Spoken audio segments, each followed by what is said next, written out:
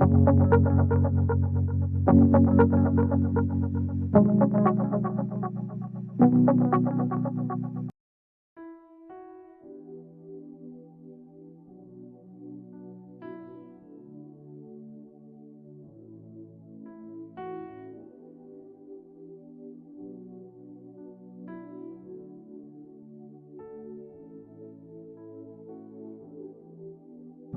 à tous, bienvenue chez nous. C'est un temps de témoignage. On a appelé ça comme ça parce que c'est vraiment un temps de témoignage. Pourquoi témoigner? Les témoignages nous servent pour l'édification de peuple de Dieu, pour nous fortifier, pour nous encourager. Aujourd'hui, j'ai pour vous quelqu'un que vous avez peut-être déjà vu quelque part. C'est un frère que j'aime beaucoup, c'est un ami aussi des longues dates. Donc, je lui laisse se présenter. Donc, ma sœur, oui. Moi je suis Jérémias, oui. Je suis algérien, oui. Je suis arabe, oui. Et j'habite en France. Waouh, c'est très bien. Ah, enfin, Jérémias, c'est bien. Franchement, ça me fait plaisir, hein, ces temps de témoignage aujourd'hui. Donc, je pense qu'aujourd'hui, tu es venu pour nous témoigner parce que nous avons entendu bien qu'il est algérien, il est arabe, il vit en France. Pourquoi cette interview? Donc, moi, c'est que, Jérémias, moi, c'est que ça me fascine. Enfin, je connais un peu déjà votre témoignage, mais les autres ne les connaissent pas. Tu es converti? Oui, je suis converti. Depuis quand tu es converti? Depuis 2012. D'accord. Amen.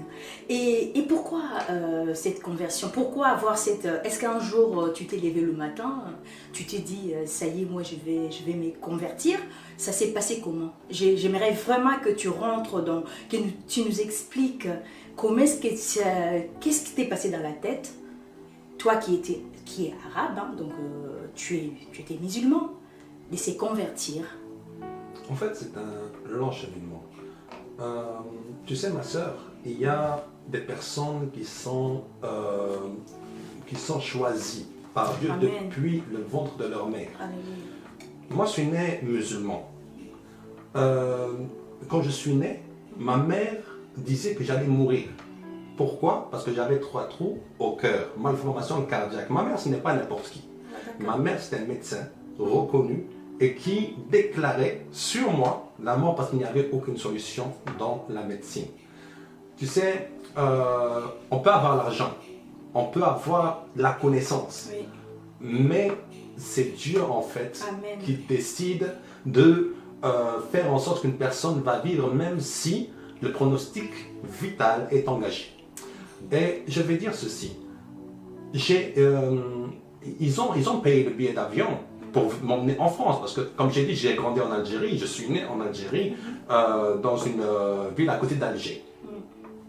Quand je suis venu à Paris, il y a mon grand-père et mon oncle à l'hôpital. Avant que je sois opéré, cette opération devait me tuer. Donc, dans leur tête, ils disaient, c'est la dernière chance. Une inspiration est venue chez mon oncle et chez mon grand-père de poser la main sur moi et de prier. Amen. Alors que, excusez-moi de te couper, alors qu'ils étaient musulmans. Ils étaient musulmans. D'accord. Cette chose-là n'existe pas dans l'islam. D'accord. Si nous regardons dans l'islam, Mohamed, tout le monde sait qu'il a eu 3 garçons et qu'ils sont morts en jeune âge, de maladie justement. Mais moi, Dieu a fait en sorte que je survive. Alléluia. Donc, il y a un Dieu qui n'est pas le Dieu de l'islam, qui m'a guéri. Parce que, pourquoi je dis que ce n'est pas le Dieu de l'islam? Parce qu'en fait, lorsqu'on voit la vie de Mohamed, comme j'ai dit, il y a eu 3 garçons. Ils sont morts en jeune âge. Mais, en imposant les mains, nous allons trouver dans la Bible, dans Marc 16. Oui. Ce qui veut dire que le Dieu qui m'a guéri, c'est le Dieu de la Bible. Amen. On va continuer. Oui. Après, j'ai eu l'asthme. Vous savez, lorsque on a une étoile, star, l'ennemi cherche à nous éteindre. À éteindre cette étoile parce qu'on devient un danger. Le diable nous connaît à notre naissance, hein, il sait qui nous sommes. Lorsque nous voyons dans la Bible Moïse, Moïse a eu une tentative, plusieurs tentatives de meurtre. Oui. Vous voyez? Jésus-Christ aussi. Pourquoi? Parce que Moïse a impacté Et jusqu'à aujourd'hui, les Juifs le suivent. Oui. Et Jésus-Christ est le nom au-dessus de tout nom. Alléluia. Donc, le diable devait les éliminer, mais il n'a pas réussi. Pourquoi? Parce que Dieu est plus fort que le diable. Amen. Donc, ce que nous voyons, c'est que dans l'asthme que j'ai eu, je faisais des crises d'asthme la nuit. Vous savez, moi j'ai grandi en Algérie. Années 91 jusqu'à 2002, ceux qui connaissent un peu l'histoire de l'Algérie, ils savent que l'Algérie était en bain de sang. Oui. Pourquoi? Parce que presque tous les jours, il y avait des attentats terroristes. Oui. Des gens venaient tuer des villages tout entiers, venaient faire des faux barrages, venaient violer des femmes, venaient égorger, etc. Donc ça, c'est l'ambiance qu'on avait en Algérie. Oui. Quand je faisais les crises d'asthme, à un moment donné, le gouvernement algérien avait fait ce qu'on appelle le couvre-feu. Le couvre-feu en Algérie, ce n'est pas comme dans n'importe quel pays. Celui qui sort se fait tuer. Pourquoi? Parce qu'ils n'ont pas le temps de voir si c'est un kamikaze ou... voilà. C'est un innocent. C'est ça. Donc, ils lui tirent dessus, comme ça. Si c'est un innocent, ben, tant pis pour lui, mais si c'est un kamikaze ou un terroriste, ben, ils ont éliminé un terroriste, donc ça apparaît dans le journal. Donc, c'est tout bénéf pour eux. Mais en fait, lorsque j'ai... voilà. Ben, je faisais les voyages avec la voiture à 2h, 3h du matin. Mais, et c'était sur le voyage, c'était sur le trajet en fait d'Alger, quoi. Oui. Donc la capitale. Et là-bas, c'est là-bas qu'on m'emmenait à l'hôpital pour me faire soigner. Mais il n'y a aucun terroriste, aucun policier qui a vu la voiture de mes parents. Certains vont dire que c'est un hasard. Mais moi je dis que la main de Dieu est sur ceux qui sont choisis. Amen. Et je dis ceci encore. Je suis venu en France en 2002. Donc j'avais l'âge de 12 ans. À l'âge de 12 ans, je rentre en France. Quand on est nouveau, en fait, on subit beaucoup de moqueries, parce qu'on n'est pas comme les autres. Donc on est étranger et j'ai subi ça. À l'école, j'ai été beaucoup persécuté. À l'école, on se moquait de moi, etc. Parce que j'étais différent. Je n'avais pas le même accent, je ne me comportais pas comme les personnes qui sont nées en France. Voilà. Donc, j'ai eu cette atmosphère. À la première année, mes parents me disaient non, tu ne sors pas de la maison. Donc j'étais un peu prisonnier. Avec certaines fréquentations en fait, que j'avais déjà à l'époque, ben, certaines me disaient bon, tu sais, c'est bien de se faire plaisir, tout ça, pornographie. Vous voyez? Donc je suis tombé à l'âge de 12 ans dans la pornographie. À l'âge de 12 ans? Oui. À l'âge de 12 ans dans la pornographie. Mais on revient un petit peu en arrière. Lorsque tu dis que tu as été opéré, l'opération, ça s'est passé vers quel âge? En fait, je n'ai pas été opéré. J'ai été guéri. Guéri parce que ton oncle et ton grand-père t'ont imposé les mains, ils ont prié pour toi. Selon la Bible, Marc 16. Mais dans l'islam, ça n'existe pas. À l'âge de 12 ans, tu es tombé dans la pornographie. Mais c'est arrivé comment? En fait, lorsque je fréquentais des amis, des connaissances, il y a une fille qui me disait « Ah, mais en fait, fais-toi autoplaisir. Donc, il y a ça, tu fais comme si, fais-toi ça, après tu me dis comment ça fait. » Et c'était des jeunes de ton âge? Voilà. Donc, c'est ainsi en fait que je suis tombé dans la pornographie, dans la masturbation, etc. À l'âge de 12 ans. À l'âge de 12 ans. Et c'était quoi? C'était des films que tu regardais à la télévision, des cassettes, des CD? Internet, il y a accès en fait à beaucoup de sites par rapport à ça. Donc, et tes parents n'ont jamais remarqué quoi que ce soit? Si, ils ont remarqué. Ils ont remarqué plusieurs fois d'ailleurs. Ça devient en fait comme une drogue. Ça devient une addiction. Et on ne peut pas se sortir seul de ça. D'accord. Alors parle-nous maintenant, et comment s'est passée ta conversion? Donc c'est à quel moment, à quel âge, et puis comment c'est arrivé? En fait, moi à l'âge de 12 ans, quand j'étais dans ces choses-là, etc., à l'âge de 13 ans, je suis rentré dans un gang, je me droguais, c'est-à-dire fumer des joints, essayer en fait d'avoir une réputation. D'accord, je te faisais gaillard, costaud, c'est moi. Voilà, c'est ça. Et là, en fait, tout ça, c'était quoi? C'était un manque d'amour. Parce que lorsqu'on cherche l'amour, on peut tomber sur des mauvaises fréquentations qui vont nous offrir un amour. Mais ce n'est pas le véritable amour. Amen. Donc, ce véritable amour ne vient que par Jésus-Christ. Il n'y a pas d'autre amour plus grand que celui de Jésus-Christ. Donc, j'étais dans un cercle comme ça, vicieux, etc. Et même ma mère était convoquée au commissariat, je suis passé au tribunal. Et un jour, mes parents ont décidé de me mettre à la porte parce qu'ils en ont eu marre de moi. Ils t'ont mis à la porte, donc ils t'ont carrément mis dehors de la maison. Ils m'ont rejeté à l'âge de 20 ans. Oui. Vous savez, en France, Oui. lorsque on sort de la maison familiale, il y a ceux qui se retrouvent à la rue Oui. parce qu'il n'y a plus de place dans les foyers Oui. et ceux qui ont une grâce. Ah oui. Cette grâce-là, en fait, ouvre les portes. Oui. Je suis sorti de la maison familiale, je n'ai pas dormi une seule nuit dehors. À l'âge de 20 ans. À l'âge de 20 ans. D'accord. J'ai trouvé directement un foyer qui m'a hébergé. Et de ce foyer-là, je rencontre en fait une copine que j'ai fréquentée, une Italienne. D'accord. Et avec cette Italienne, en fait, même si elle me trompait, etc., moi je lui pardonnais parce que moi, mon cœur voulait qu'elle soit quelqu'un de bien. Oui. Donc même si elle me trompait, etc., je lui pardonnais, je lui dis, bon, il faut te mettre dans le droit chemin, etc. Et en fait, même si j'étais dans un gang, etc., Oui. je n'avais jamais eu de fornication. D'accord. Donc, c'était ma première relation, c'était avec une Italienne. D'accord. Et c'était après un mariage religieux. Donc, tu t'étais mariée religieusement. religieusement? Pas officiellement. Pas officiellement, Voilà, d'accord. religieusement. D'accord. Donc, ça fait que la première relation que j'ai eue, c'était avec elle. D'accord. Et par la suite, quelques mois après, elle décide de me quitter. Et moi, vu que c'était que elle en fait qui comptait pour moi, alors je me suis dit, bon, je vais mettre fin à ma vie. D'accord. Donc, tentative de suicide. Oui. Je suis rentré dans un bar, j'ai pris une bouteille, j'ai cassé la bouteille que je me suis coupée. J'ai encore des traces ici aux mains. Et je suis resté pendant peut-être 30 minutes, voire 1 heure, dehors en train de me vider de mon sang. Mais je partais pas. Donc, j'étais toujours Et il n'y avait bien. personne autour? Il n'y avait personne. Les autres m'ont laissé, mais moi, je suis resté tout seul. Donc, à ce moment-là, Oui. je me suis relevé, je suis parti en fait à l'hôtel, j'ai mis le bandage et le lendemain, je me suis fait recoudre. Ah.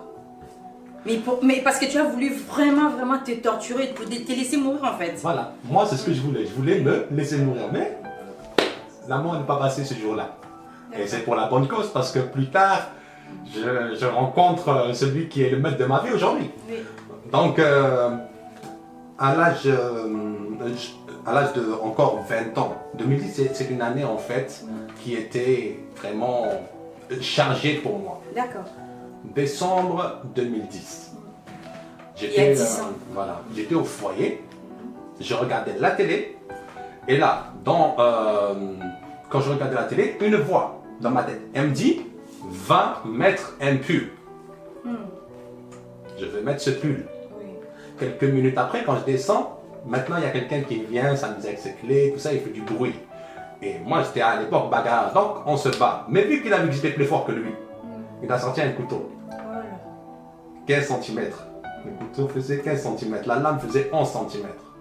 Et il a voulu m'assassiner.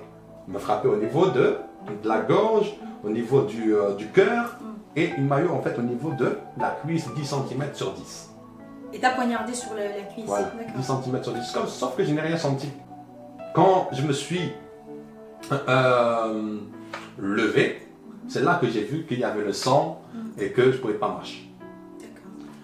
Maintenant, après cette tentative de meurtre que j'ai eue, que j'ai subie, le frère de mon agresseur était aussi au foyer. Donc lui aussi voulait me tuer. Donc le foyer en fait a décidé de me transférer vers une autre ville.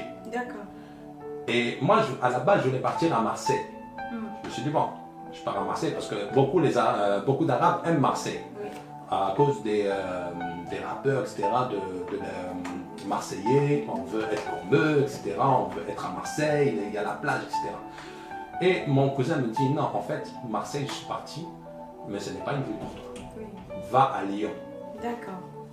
Je dis, ok, je prends mon billet pour Lyon, un billet gratuit, parce qu'il y avait une association en fait qui distribuait des billets pour rejoindre certaines villes. Et je me retrouve à Lyon. Lyon, il n'y avait aucun transfert. Je n'ai pas eu une lettre en fait de transfert. À Lyon, j'arrive et la première nuit, je dors dans un gymnase. Oui. Deuxième nuit, je trouve un hôtel gratuitement. Oui. Pendant quelques jours, on me donne même de l'argent pour manger. Quelques semaines après, parce que j'avais fait une demande en fait de transfert à Lyon, mais elle n'était pas arrivée, la responsable n'était pas là, etc. Et à Lyon, c'est la troisième plus grande ville de France, donc c'est à dire que la liste d'attente est longue. Mais on m'appelle, on me dit, Jérémy, viens, on a quelque chose pour toi. Moi je me suis dit, bon, c'est une chambre. Oui. Mais je me retrouve en fait dans un appartement T1 bis gratuitement. D'accord. Ici à Lyon. Oui, nourri, logé. Donc ça fait que la faveur de Dieu me suit depuis ma naissance. D'accord. Alors que j'étais encore musulman. Et là, on voit en fait que peu importe que tu n'es juif, musulman, athée, sataniste ou quoi, si tu es choisi par Dieu, tu atteindras Dieu. Amen. Donc, en fait, Lyon, c'est une ville réputée pour les relations passagères. Donc, on peut avoir plusieurs femmes à Lyon, fornication, etc. Lyon, c'est réputé pour ça. Et en 2012, j'étais de 2010 à 2012, j'étais plein de fornication. J'ai rencontré des filles, etc. En 2012, maintenant, en passant par la fornication, je rencontre une Congolaise. On s'amuse ensemble dans la fornication. Et puis, cette Congolaise, je voulais la convertir, moi, à l'islam. D'accord.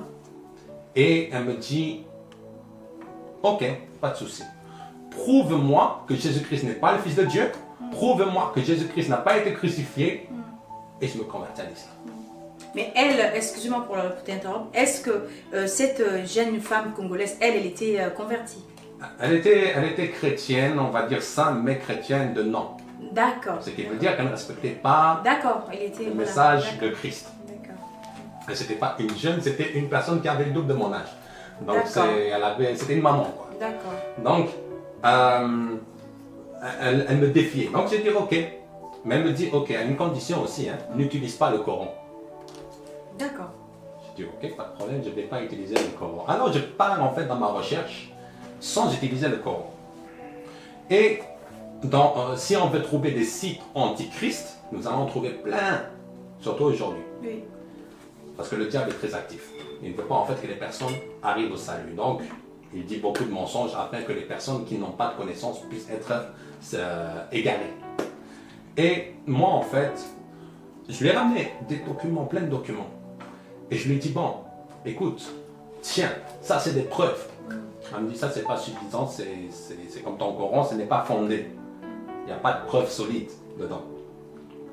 Je dis, ok, ben, je vais voir sur Internet. Et au lieu en fait de partir voir comme la majorité des musulmans, Ahmed Didad, un débatteur musulman, ou Zakir Naik ou quoi, en fait, moi je suis parti directement sur Internet pour découvrir en fait la différence entre le christianisme et l'islam. D'accord. Et là, je suis tombé en fait sur... Là, c'est Dieu lui-même qui t'a poussé. Jésus t'a poussé. Viens, mon fils, viens. C'est ça. Et en plus, en 2012, oui. si on se souvient bien, il y avait les attentats de Mohamed Merah à Toulouse. À Toulouse. Et moi, je me suis posé la question. Mais comment ça se fait en fait que c'est que dans l'islam en fait qu'on va voir des gens tués au nom de Allah. Allahu Akbar, Allahu Akbar, Allahu Akbar. Mais chez les chrétiens, on ne va pas voir des gens aller tuer des gens en disant « Oh, Jésus-Christ vous tue aujourd'hui oui. » Ou Moïse... Je vais tuer pour que... Voilà. Voilà. Ou juif aller dire « Ah, mais au nom de Moïse, je vous tue. Au nom d'Elohim. » Non. On va pas dire, ils ne vont pas dire ça. Oui. Mais les musulmans vont dire « Au nom d'Allah. Oui. » Donc là, je me suis posé la question. Mais comment ça se fait? Et moi, mes parents, en fait, m'ont enseigné toujours. C'est des faux musulmans ceux qui font ça. J'ai dit, ok, mais il y a beaucoup de faux musulmans alors, hein, parce que plus on s'approche du Coran, plus on s'approche de l'islam, plus on devient radical, plus on devient dangereux. Oui. Donc j'ai dit, bon, il y a alors beaucoup de faux musulmans pour mes parents. Oui. Et j'ai, quand j'ai cherché, j'ai trouvé en fait que mes parents me mentaient. Oui. Mais qu'est-ce que tu as trouvé? J'ai trouvé en fait que ce qu'ils me disaient, mes parents. Oui. C'était du mensonge par rapport à quoi? Par rapport au fait que mes parents me disaient, Mohamed réagissait toujours en légitime défense. Oui. Alors qu'on voit que dans beaucoup de guerres, il a attaqué. Oui. Par exemple, je pense à Banu Qurayza, à Khaybar, etc. C'est des guerres en fait où c'est lui qui a attaqué. Ce n'est pas eux qui ont attaqué. Donc ce n'était pas légitime défense. Oui. Et même la première bataille qu'il a eue, en fait, il a voulu voler une caravane qui passait dans sa ville. Et ils se sont vengés. Les personnes donc se sont vengées de lui. Oui. Ouais. Donc, ça fait que je voyais que c'était du mensonge ce qu'ils me disaient mes parents. En plus, en lisant le Coran, nous allons voir que l'une des dernières sourates révélées va nous dire tuer ceux qui ne pratiquent pas la religion de la vérité, ceux qui ne sont pas musulmans, etc. Et donc, c'est la sourate 9, versets 29 et 30. Donc, on voit que l'islam, en fait, pousse les musulmans à aller combattre. Donc, je voyais cette différence. Oui. J'ai dit, bon, il y a quelque chose de pas normal ici. Oui. Je vais essayer de voir la Bible. Ah d'accord. C'est à ce moment-là tu as dit finalement que je vais faire la différence. Je connais le Coran, mais je vais aller voir la différence dans la Bible. Voilà. Qu'est-ce qui dit la Bible? C'est ça. D'accord. Parce que les musulmans vont dire, ah, la Bible est falsifiée. Ah, la Bible a ça. Ah, la Bible a ci. Ok, pas de problème. Mais une personne en fait peut parler d'un plat, dire que c'est mauvais. Mais si elle ne l'a pas goûté, elle parle comme une insensée. Bien sûr. Donc, ça fait que il faut lire, il faut voir, il faut approfondir sa connaissance. On ne peut pas rester aveugle et répéter les mêmes choses que ses parents ou ses ancêtres. Il faut aller à la recherche. Oui. Et moi, j'ai fait ça. Donc, je voulais la Bible. On est parti avec mon ex à Décitre. Et elle n'avait pas en fait les Bibles pour les évangéliques. Donc, 66 livres dans la Bible. Mais il y avait les Bibles pour les catholiques, donc avec les apocryphes. Et elle me disait, non, ça, ce n'est pas bon. Je me dis, bon, vu que ce n'est pas bon, ben, trouve-moi une Bible qui est bonne. Moi, je vais faire un tour. Oui. moi, je vais faire un tour dans des sites. Je vais voir peut-être qu'il y a un livre qui va m'intéresser. Oui. Toujours en parlant de la Bible. Donc toi, tu cherchais vraiment la Bible pour pouvoir comparer avec le Coran. Et je tombe en fait sur un livre qui s'appelle Jésus et Mohamed, écrit par un ex-musulman, un ex-imam. Il connaissait le Coran par cœur, il me semble, à l'âge de 5 ans. D'accord. Et il était professeur d'histoire islamique à la plus grande université du monde islamique, Al-Azhar. Oui. Il s'appelle, de son nom de converti, Marc Gabriel. Et j'ai feuilleté ce livre. Il restait un seul exemplaire de ce livre. C'est un hasard? Non, ce n'est pas un hasard. C'est pas un hasard. Donc, ça fait que ce livre-là, je feuilletais et je voyais que c'était intéressant. Ce livre-là était vraiment très intéressant. Oui. Et je me dis, bon, il faut que je le prenne. D'accord. Ce livre-là, il faut que je le prenne. Quand je suis parti, j'avais pas d'argent en fait. Donc, en me dirigeant vers la sortie, il y a une voix qui me dit, tu ne sors pas d'ici sans avoir pris le livre. D'accord. Je dis, ah, je vais faire comment? Je vais le voler, je vais faire comment? Donc, cette voix qui te parlait, mais tu ne t'es pas converti. Tu étais à la recherche. C'est ça. Mais c'est vraiment... c'est incroyable. Hein. Ce soir, j'ai fait un rêve où Dieu me parle et il ouvre la Bible et il me dit, même si la foudre les frappée, ils ne reconnaîtront pas la vérité. Amen.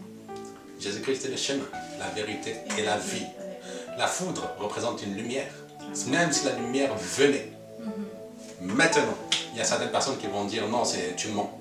Tu n'es pas dans la vérité. C'est pas toi, Jésus-Christ. Moi, je continue à suivre mes doctrines, mes pensées. Alors, il y a certaines personnes qui ont le cœur endurci. Mais Jésus-Christ les aime toujours. Oui, parce qu'il est mort pour eux. Amen. Et en fait, c'est ainsi que j'ai accepté le Seigneur Jésus-Christ. Donc, c'était en 2012. Voilà, en 2012. D'accord. Il me semble en août 2012. Donc du coup, c'est comme ça que tu t'es converti. Et mais depuis ta conversion, alors qu'est-ce que tu fais? En fait, de 2012 à 2017, j'étais pas vraiment ancré. J'étais dans la fornication encore, j'étais dans la pornographie, j'étais dans la masturbation, etc. Parce que justement, je pensais que c'était une normalité. Ah oui, d'accord. Avec l'ex que j'avais, qui m'avait forcé à avoir des relations, moi, je je faisais pareil, parce que je pensais que c'était normal. Mais... pourquoi tu dis que tu pensais que c'était normal? Ce qui était normal, en fait, tu t'es converti, mais je continue, j'ai accepté Christ dans ma vie, mais je peux vivre normalement, faire comme si, voilà, voilà, ne pas être non. La liberté n'est pas une liberté pour pratiquer le péché. Alors que lorsqu'on ne connaît pas Christ, on pense qu'on est libre de pratiquer le péché. Oui. Parce que Jésus-Christ nous a libérés. Amen. Mais lorsque on est libre en Jésus-Christ, en fait, on devient saint normalement. Oui. C'est pour ça qu'on parle de nouvelle naissance. Amen. On ne peut pas en fait dire « Oh, j'ai accepté Jésus-Christ » et puis continuer en fait à vivre dans la saleté. Oui. Voilà. Il faut qu'il y ait un avant et après. Amen. Donc ça fait que moi je n'avais pas vraiment les connaissances, etc. Donc je pensais que c'était normal. Mais en 2000, il y a certains qui me disaient « Non, c'est pas normal, etc. » Je leur ai dit « Bon, ok. Alors le temps que Dieu voudra, je sortirai de là. » Et c'est ce qui s'est passé. En 2017, même en 2016, j'étais dans la fornication, etc. Quelques jours avant, j'avais forniqué et le Seigneur me visite en songe. Il me montre le rêve dans l'enlèvement. L'enlèvement d'église. Oui. Et moi, je n'étais pas prêt à ce moment-là. Donc, je me repens en rêve. Je pleure. Parce que j'avais raté l'enlèvement. Oui. Et quand je me lève, je me repens. Le Seigneur ne m'a pas pris en fait de la ville où j'étais pour m'emmener dans la ville où j'étais ou dans une autre ville de France. Il m'a emmené en fait en Belgique, chez des personnes que je ne connaissais même pas. Parce que Facebook, même s'il a été créé par un Illuminati, mais il aide en fait les chrétiens à revenir à Dieu ou à être fortifiés, et même certains païens, ils viennent à Christ par rapport à Facebook. Amen. Donc, moi, c'est ce qui m'est arrivé. Je regarde sur Facebook évangélisation dans une ville de Belgique, Liège, et je me dis, bon, je vais aller. Je ne sais même pas c'est quoi une évangélisation, mais j'y vais. Donc, tu as eu cette volonté et puis d'aller découvrir en fait l'évangélisation. Voilà, c'est ça. Donc, je pars, j'arrive à Bruxelles. Normalement, il devait y avoir une personne qui devait m'attendre à 1h du matin. Cette personne n'était pas là. C'était en décembre. Il faisait peut-être moins 5, moins 10 degrés. Donc, j'ai dû dormir pour la première fois dans ma vie dehors. D'accord. Sous le froid. Amen. Et le Seigneur m'a soutenu. 4h du matin, je passe en fait un Uber. Et je pensais que moi, mon compte était vide. Même l'Uber passe. Est-ce que vous connaissez quelqu'un qui dort à la maison, la porte ouverte? Non. Non, hein, ça n'existe pas. Mais j'avais une adresse, je pars là-bas, la porte était ouverte. Wow. Je dors dans la cuisine. Oui. Et la personne en fait qui m'avait donné cette adresse descend vers 8h du matin. Vous voyez? Il était tout dans la maison. Voilà. C'était en fait plusieurs appartements, oui. Enfin plusieurs chambres, dans une sorte de colocation pour étudiants. D'accord. Il y avait une cuisine en bas. Donc, je dors dans la cuisine, les personnes venaient, ah, mais tu fais quoi ici, etc. Je dis, ben, j'attends Trésor, le frère Trésor. Donc, ils me disent, non, on ne connaît pas mes dors. Donc, on m'a laissé dormir. Quelqu'un qui dort dans votre cuisine, normalement, vous le mettez à la porte. Oui, vous le connaissez même pas, vous le laissez dormir. C'est ça. Dieu est avec toi. Voilà. Donc, il y a eu toujours cette faveur de Dieu. Et puis, je rencontre encore une personne qui est pasteur, aujourd'hui qui est à Bruxelles. Et cette personne, je ne la connaissais pas personnellement, mais il me dit, je te connais, j'ai prié pour toi 5 mois, j'ai jeûné pour toi 5 mois. J'ai dit, lui, il a un grain dans sa tête, comment? Il a jeûné pour moi, Jérémie, pendant 5 mois. Prié pour moi pendant 5 mois. Donc il n'est pas normal. Il me dit, je te connais. Je dis, moi je ne te connais pas, t'es qui? Et il m'appelle homme de Dieu. Mais je dis, moi j'étais dans la fornication, comment ça se fait que tu m'appelles homme de Dieu? Mais en fait, j'ai su par là que Dieu, en fait, ne te regarde pas ta situation aujourd'hui, mais il te regarde plus tard comment tu seras. C'est pour ça, ne te laisse jamais faire par l'ennemi. Ne te laisse jamais déstabiliser par l'ennemi. Dieu connaît que tu as des faiblesses, des fois, mais sache que Dieu t'attend à la fin parce qu'il a un projet merveilleux pour toi qu'il veut réaliser avec toi. Vous voyez? Donc, c'est très important, en fait, de avoir son cœur en fait pour Dieu et ne pas en fait laisser le doute s'installer. Et finalement, là donc tu partais pour une évangélisation. Ça il est où? En fait c'était à Liège. À Liège. Voilà. Donc j'ai évangélisé un jour. J'ai témoigné simplement à quelques personnes qui étaient là. Dans la rue. Mais le Seigneur en fait où c'était pas pour l'évangélisation qui m'a emmené là-bas. Ouais. C'était pour me réveiller qui m'a emmené là-bas. D'accord. C'était par rapport à cette personne qui a prié une prière il est tombé par hasard comme ça sur une vidéo que j'avais fait à l'époque, qui avait circulé sur YouTube. D'accord. Et il a eu à cœur en fait de prier pour moi et de dire Seigneur, que cette personne-là qui est là vienne devant mon domicile, et c'est arrivé. Amen. Une simple prière de 5 minutes. Amen. C'est pour ça qu'il disait que j'ai jeûné pour toi 5 mois, prié pour toi 5 mois, parce qu'il a vu en fait que c'était pour ça qu'il jeûnait et pour ça qu'il prie. Amen. Et donc après Belgique, du coup, tu vas revenir à Lyon. Voilà, je reviens à Lyon. Oui. Et en fait, à Lyon, je commence le ministère parce que j'avais rencontré Pasteur Semayas qui m'avait formé. Oui. C'est un évangéliste assez connu. Ici à Lyon? Non, à Paris, qui est responsable du groupe H24 pour Jésus. Ah, H24, oui. Voilà. Et c'est H24 pour Jésus. Oui, ok. Voilà. Et il est un peu partout en France. Moi, je connais Pasteur Tina. Ah, Pasteur Tina. Oui, c'est aujourd'hui l'une des responsables en fait, du groupe H24 pour Jésus. D'ailleurs, elle s'est installée à Lyon récemment. Oui, elle a son église à Lyon. D'accord. Et donc, pour toutes les personnes en fait, qui veulent y aller, ben, vous êtes les bienvenus, quoi. Voilà, c'est le message. C'était pas prévu. Mais je dis que c'est avec Semayas que j'ai appris à évangéliser, à prêcher vraiment dans les métros. Donc c'est en fait c'est lui qui t'a encadré. Voilà, dans les métros, dans les trams et dans la rue. En fait, c'était pas lui dans la rue, en fait c'était le pasteur de Bruxelles qui m'avait entraîné parce que lui, c'était un évangéliste de feu. Donc il passait des fois 6 heures dans la rue en train de prêcher, il n'avait pas plus de salive, mais il prêchait toujours. Et il a un cœur vraiment pour Dieu. Et voilà.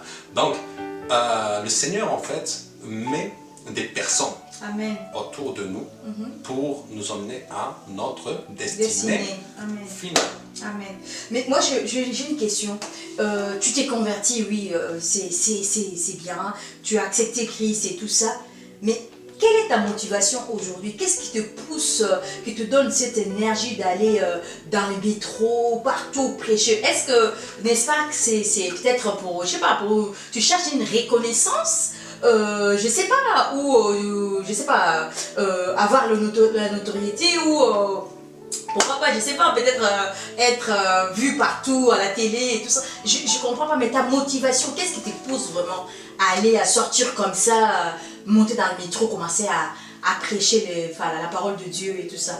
En fait, ce qu'on doit comprendre, c'est qu'un chrétien, un véritable disciple de Jésus-Christ ne peut pas rester en fait sur une chaise à l'église en train d'attendre d'être sur la chaise parce que la chaise est déjà chaude. Donc, et aucune chaise dans l'église ne va se prosterner et dire Amen, accepte Seigneur Jésus-Christ. Nous sommes envoyés en fait comme des lumières, comme des saints à la terre, afin de ramener en fait le maximum d'âmes au Seigneur. C'est pour ça qu'une personne en fait qui n'évangélise pas est une personne qui peut louper le ciel. Pourquoi louper le ciel? Parce que le Seigneur en fait cherche des personnes qui travaillent pour lui. Amen. On peut être un serviteur paresseux et le Seigneur dit je ne vous connais pas. Donc, c'est pour ça qu'il faut vraiment être en réveil. On ne peut pas dire, oh, nous sommes dans le réveil, alors que toi-même, tu dors dans ton lit. Il faut que tu te réveilles toi-même et réveille les autres aussi. Amen. Et moi, en fait, ce qui me motive à aller évangéliser, c'est justement gagner les âmes. Des fois, je prêche pendant toute la nuit. Des fois, je vais voir les prostituées et certaines personnes vont dire, ah, mais Jérémias, on l'a vu aux prostituées. Mais Jérémias était aux prostituées non pour faire avec elles comme avant, parce que j'étais aussi dans... Voilà, je faisais des... Voilà. Mais Jérémias va là-bas pour leur parler de Jésus-Christ et pour leur dire que peu importe ce que vous faites aujourd'hui, donnez vos vies à Jésus-Christ parce que lui peut changer votre vie. Amen. La majorité des prostituées sont là par rapport à l'argent, parce qu'ils sont pauvres, elles sont pauvres. Mais sache ceci, si tu acceptes Jésus-Christ là, ta pauvreté elle va disparaître. Parce que la lumière vient dans ta vie. Et lorsque la lumière vient dans ta vie, les ténèbres fuient. Donc celui qui te dirigeait là, qui te disait va dans la prostitution, il va fuir.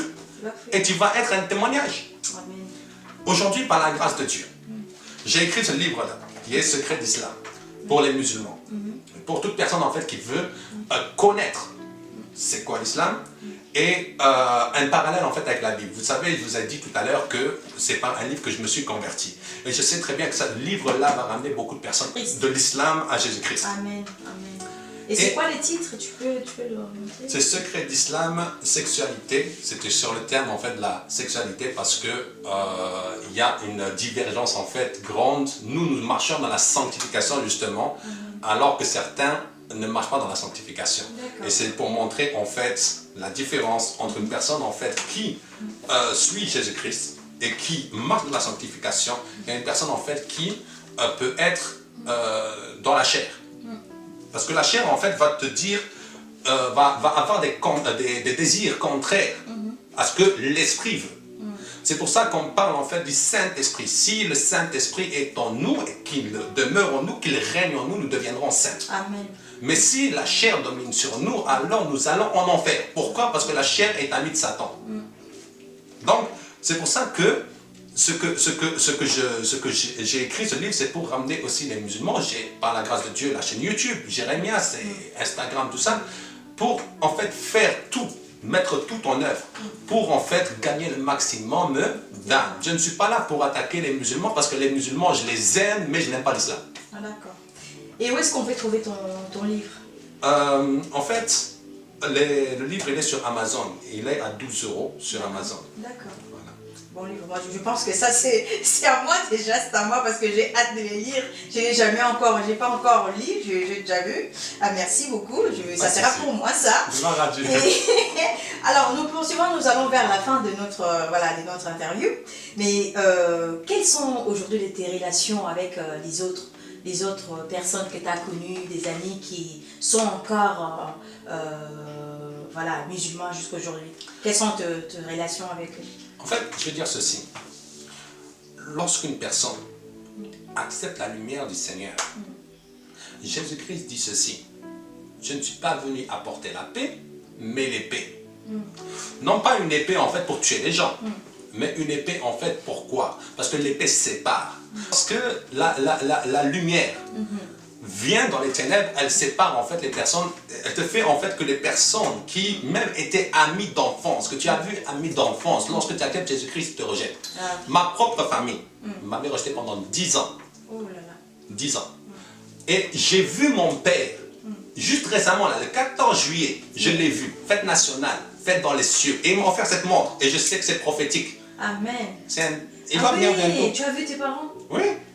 Waouh. Donc, c'est pour ça que tu es ému. Gloire à Dieu, oui, gloire à Dieu, tu m'avais pas, oui, tu les as vus. Je les ai vus par la grâce de Dieu.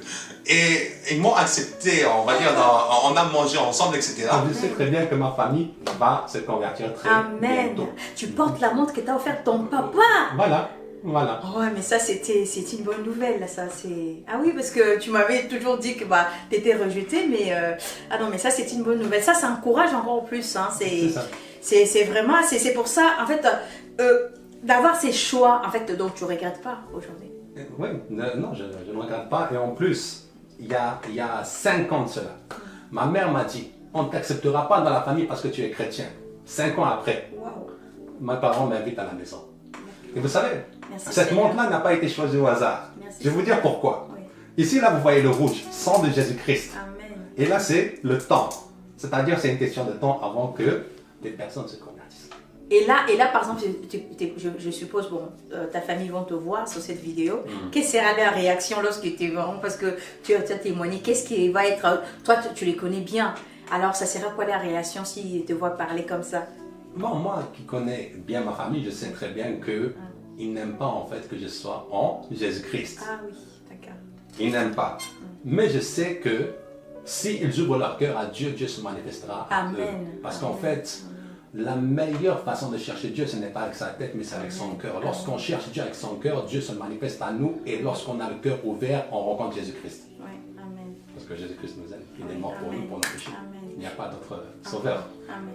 Mais ça ne doit pas être facile pour toi, parce que quand même, tu séparé de ta famille, bon là ça va, ça commence la réconciliation peu à peu, mais au quotidien ça ne doit être pas facile. Parce que quand surtout d'autres musulmans te voient prêcher dans le métro, comme moi j'ai déjà vu prêcher dans le métro, dans la rue, ils doivent dire c'est qui lui là encore là? C'est vrai que... Un vendu. Oui, c'est vrai, moi je suis un apostat. Je suis un apostat et fier de l'être. Pourquoi? Parce que chaque personne qui Mais que ce soit islamiquement parlant ou bibliquement parlant, Jésus-Christ face à Mohammed ne pourra pas rester musulman. Ah oui, d'accord. Il ne peut pas. Pourquoi? Parce qu'il y a un gouffre qui les sépare. Et la lumière, en fait, est différenciée des ténèbres. On ne peut pas rester dans les ténèbres en sachant qu'il y a la lumière ailleurs. On ne peut pas rester dormir dans la rue comme SDF lorsque un château, on nous donne la clé d'un château. Voilà. Donc, c'est pour ça que chaque musulman, je dis bien chaque musulman, la majorité d'ailleurs des musulmans se sont convertis comment? En cherchant justement à différencier Mohammed et Jésus-Christ. D'accord. C'est comme ça que moi-même... Comme toi tu as fait, voilà. d'accord. Mais moi, ce n'était pas volonté. C'est Dieu qui a fait en sorte que... Voilà. Mais il y a certains en fait qui vont chercher à comprendre pourquoi Jésus-Christ est ainsi représenté dans toutes les religions du monde et Mohammed n'est nulle part, mais ça part dans le Coran. Donc, comment Jésus-Christ a marché dans la sanctification, dans la pureté, etc., même dans l'islam, alors que Mohammed c'était l'inverse. Donc, je dis ceci. Je dis que chaque personne qui cherche à différencier les deux personnages tombera, s'il a ses yeux ouverts et son cœur ouvert, ne pourra qu'être chrétien. Amen, amen, amen. En tout cas, moi, je pense, moi et tous ceux qui nous suivent, seront vraiment, on a au moins les témoignages, ces moments de témoignage, ça nous aide aussi à voir des choses, parce que quelquefois, moi-même, j'avais des choses que je voyais différentes. Aujourd'hui, je vais voir des choses différemment, en fait, comparé à, voilà, parce que selon ton témoignage. Donc, j'ai beaucoup appris. Bon, moi, je dis, on a eu le temps de discuter déjà avant, mais aujourd'hui, j'ai encore appris beaucoup de choses. Et la bonne nouvelle, c'est que tes parents, quand même, ont accepté de te voir. Amen. Bon, moi, je voulais te poser une question. Oui. Tu fréquentes quelle église? Je fréquente l'église Impact, Centre chrétien de Lyon. Je salue mon père spirituel, le pasteur Marcelo Tunazzi. Oh, d'accord, c'est ton père spirituel. J'ai eu la grâce de rencontrer plusieurs fois. D'accord. En fait, je sais que c'était mon père spirituel depuis que je vois ces vidéos. Le Seigneur m'avait déjà parlé, mais moi, dans ma tête, je me disais non, en fait, comment je vais le rencontrer, etc. Oui. Mais un jour, le Seigneur s'est manifesté et il a montré en fait que ce n'est pas moi qui contrôle, mais c'est lui qui est au contrôle. Alléluia. Alors, ça ne sert à rien en fait d'appeler les autres pères spirituels, parce que moi je faisais ça, je faisais, c'est mon père, mais j'avais 10 000 pères. Mais un jour, le Seigneur m'a dit, ok, maintenant c'est lui là que tu t'es dit depuis le début, c'est ton père spirituel. Et lorsqu'on repose en fait dans le manteau de quelqu'un qui est aussi ouin, on va dire ça en guillemets, qui marche dans la sanctification, etc., ça nous aide beaucoup. Amen, amen.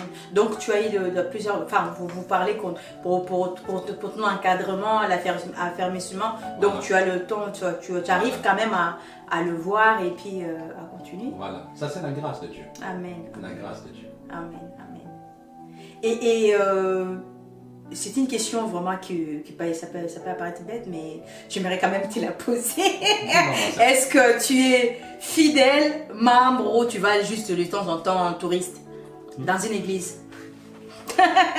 Alors, depuis que je suis à ICC, un passant chrétien, je fais en tant que fidèle et je sais que le Seigneur m'a appelé. Et avant, j'étais dans des églises, j'allais dans des églises en touriste justement. Je cherchais à m'installer, mais beaucoup d'églises aujourd'hui en 2020 ont des fausses doctrines.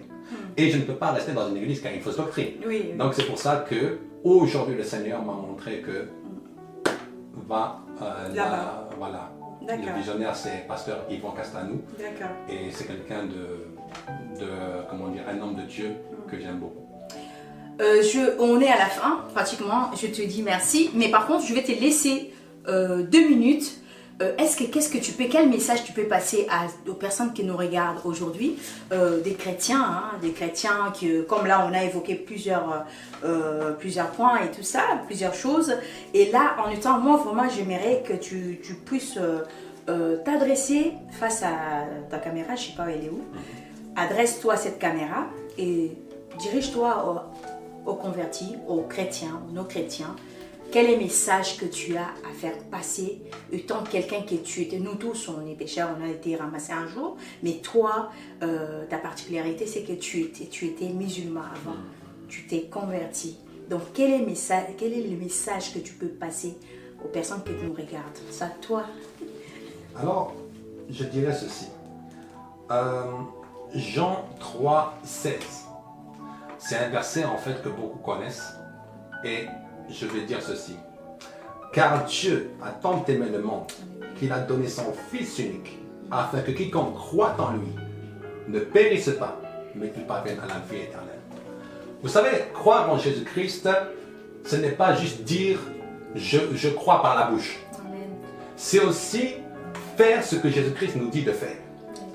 Comme j'ai dit tout à l'heure, on ne peut pas en fait vivre dans la saleté, dans le péché, tout en disant que nous connaissons Jésus-Christ. Tu ne peux pas connaître Jésus-Christ et rester dans la saleté parce que Jésus-Christ est venu pour détruire l'œuvre du diable. Alors, je vais te dire ceci. Mon frère, ma soeur qui me regarde aujourd'hui, toi qui n'as jamais connu Jésus-Christ et toi qui le connais, je vais te dire que Jésus-Christ est la seule personne qui t'a tellement aimé, qui est parti à la croix pour toi. Et son sang qui a été versé à la croix, aujourd'hui, peut te purifier, peut te laver, peut aujourd'hui changer ta vie, il peut te guérir, il peut te sortir en fait des ténèbres.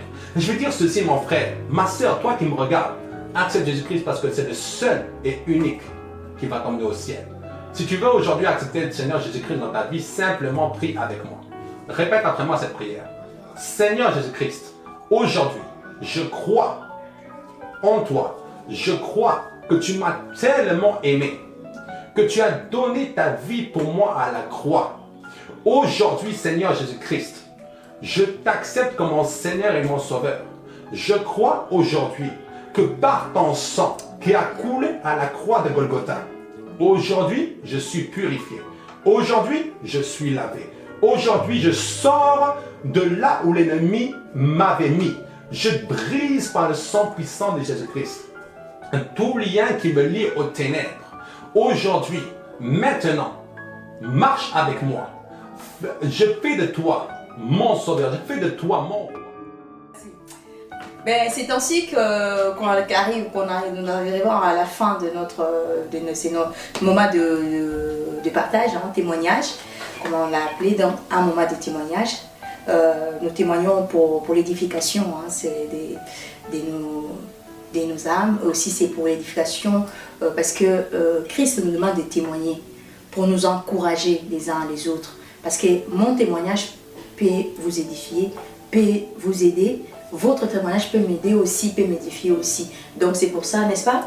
Donc nous témoignons, le témoignage c'est quand même, et on doit témoigner.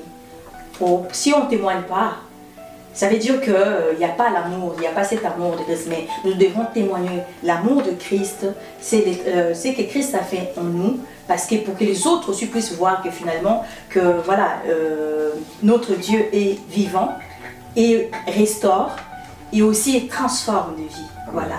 Donc nous avons été nommés par Dieu des ambassadeurs. Amen. Quel est le rôle d'un ambassadeur? Ambassadeur, c'est de représenter en fait Amen. Dieu. Amen. Partout Amen. où il est. Amen. Amen. Et je vais dire ceci encore. Ouais. Le témoignage en fait est une force Amen. pour vaincre l'ennemi. Alléluia. Parce que nous l'avons vaincu comment, ma sœur? Par le sang. Amen. Et par le témoignage. Amen. Pourquoi par notre témoignage? Parce qu'il n'y a aucune personne sur terre qui Alléluia. n'a pas rencontré, qui n'a pas rencontré Jésus-Christ, qui peut Alléluia. avoir le témoignage pareil qu'un chrétien. Amen. Qu'un vrai chrétien, hein? Amen. Parce qu'aujourd'hui, Ouais. voilà. Oui. Lorsqu'on rencontre Jésus-Christ, on a un témoignage vivant, que Dieu est réel, que Dieu est vivant, Amen. et qu'il change des vies. Amen. Notre motivation doit se baser sur l'amour de Christ, parce que nous sommes les ambassadeurs de Dieu, que Dieu a nommés. Voilà. Donc, pour suivre l'intégralité de notre temps de témoignage, de notre moment de témoignage, suivez-nous sur notre chaîne YouTube, Laurine Miki Malolov. Voilà, vous allez suivre l'intégralité, où c'est Gégé Rémias et notre frère, en sachant que notre frère Jérémias, il est aussi chanteur, il est aussi rappeur. La prochaine fois, on viendra pour vous parler, témoigner comment est-ce qu'il a commencé à chanter pour son Dieu, parce qu'il est un grand rappeur. Il compose, auteur-compositeur, et voilà, c'est un artiste. Et voilà. Et puis il y a le livre, vous n'oubliez pas, il y a ces livres. Si vous voulez aussi le livre, Donc, il se trouve sur Amazon ou sur ta chaîne. Non, Amazon, Amazon. Seulement. Et s'il y a des personnes en fait qui sont de France, Oui. ben, on peut aussi envoyer, il n'y a pas de problème. D'accord. Juste qu'ils me font un message en fait sur Instagram. Oui. Et, mais tu te nommes comment sur Instagram pour ceux donc qui... c'est G-Remias, c'est écrit ici. G-Remias. Donc c'est ainsi en fait que vous pouvez me trouver sur les réseaux sociaux, que ce soit TikTok, Facebook, partout. Vous pouvez me trouver par ce pseudo-là. Par G-Remias, Remias. voilà. On vous dit à très bientôt pour notre prochain numéro et puis restez connectés. Que Dieu vous bénisse. Nzamba Pambola Bino. Rabbi barakum, Mungu akubariki sana. Alléluia. Muteka aguhire. Bye bye. C'est Jean Bessoin de Ciao.